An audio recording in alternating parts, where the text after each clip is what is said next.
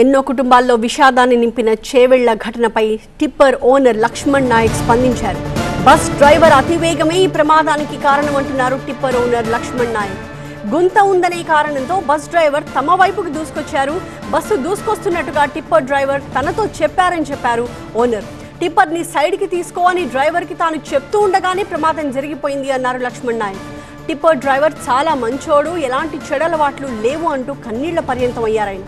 ప్రమాద సమయంలో టిప్పర్లోనే ఉన్నారు ఓనర్ లక్ష్మణ్ నాయక్. తీవ్ర గాయాలతో హాస్పిటల్లో ఆయన చికిత్స పొందుతూ ఉన్నారు.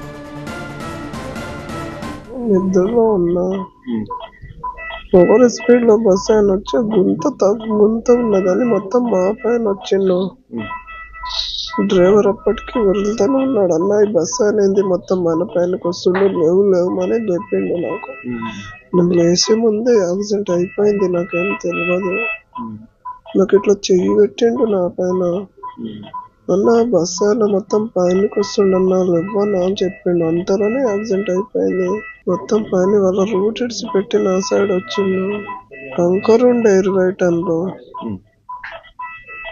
స్లాబ్ కి తీసుకుపోతున్నా నేను.